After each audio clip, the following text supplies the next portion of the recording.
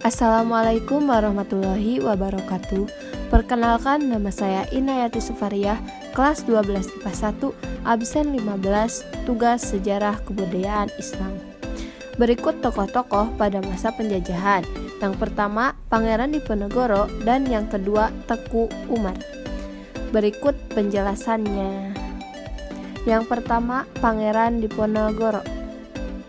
Nama asli Pangeran Diponegoro adalah Raden Mas Ontowiryo.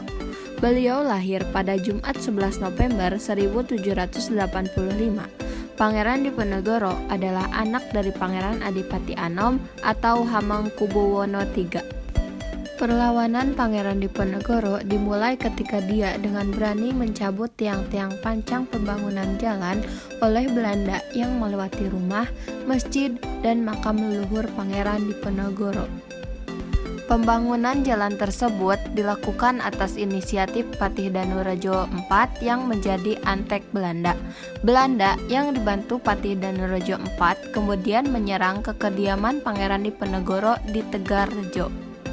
Sejak saat itu, berkobarlah perang besar yang disebut Perang Jawa atau Perang Diponegoro pada tahun 1825 sampai 1830. Belanda telah menggunakan berbagai cara untuk menangkap Pangeran Diponegoro, namun gagal. Sampai pada akhirnya digunakanlah siasat licik dengan berpura-pura mengajak berunding.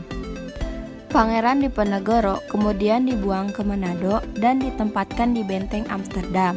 Namun, 4 tahun kemudian dipindahkan ke Benteng Rotterdam di Makassar hingga wafatnya dan dimakamkan di Kampung Melayu, Makassar.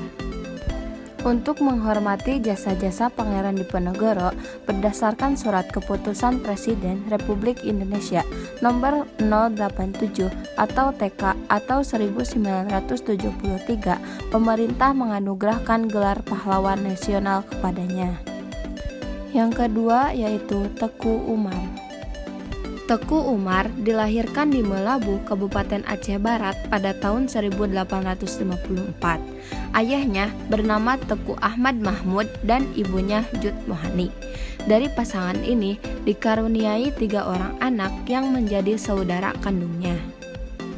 Teku Umar masa kecilnya dikenal sebagai anak cerdas, pemberani, dan kadang suka berkelahi dengan teman sebayanya. Ia juga memiliki sifat yang keras dan pantang menyerah menghadapi segala persoalan. Ketika beranjak dewasa, pada tahun 1873 meletus Perang Aceh, Teku Umar baru berumur 19 tahun dan beliau ikut serta berjuang bersama pejuang-pejuang Aceh lainnya. Pada umurnya yang masih muda itu, Teku Umar sudah diangkat sebagai kecelik gampong atau kepala desa di daerah Dayak Melabu. Setahun kemudian, pada umurnya 20 tahun, Teku Umar melepas masa lajangnya dan menikah dengan Nyak Sofiah, yang merupakan istri pertamanya, anak oleh Balang Glumpang. Kemudian, Teku Umar menikah lagi dengan Nyak Mahligai, putri Panglima Sagi XXV Mukim. Pernikahan ini dikaruniai anak perempuan yang bernama Cut Gambang yang lahir di tempat pengungsian. Pada tahun 1880, Teku Umar menikah lagi ketiga kalinya dengan Cut Nyakdin, anak dari Teku Nanta Setia. Ketika itu, Cut Nyakdin sudah menjanda selama 2 tahun. Teku Umar sempat berdamai dengan Belanda pada tahun 1883. Namun, 1 tahun kemudian, perang kembali tersulut di antara keduanya. Gubernur Bantej yang telah memberi kepercayaan kepada Teku Umar selama ini merasa sakit hati karena telah dikhianati Teku Umar. Ia lantas memerintahkan Van Hees untuk menangkap Teku Umar. Dan serangan pun mendadak ke daerah Melabu. Itulah yang merenggut nyawa Teku Umar. Ia ditembak dan gugur di medan perang, tepatnya di Kampung Mugo pada 10 Februari 1899. Lebih dari 70 tahun kemudian, pemerintah Indonesia menganugerahi Teku Umar sebagai pahlawan nasional lewat SK Presiden nomor 087 atau TK atau 1973 pada tanggal 6 November tahun 1973. Sekian dan terima kasih.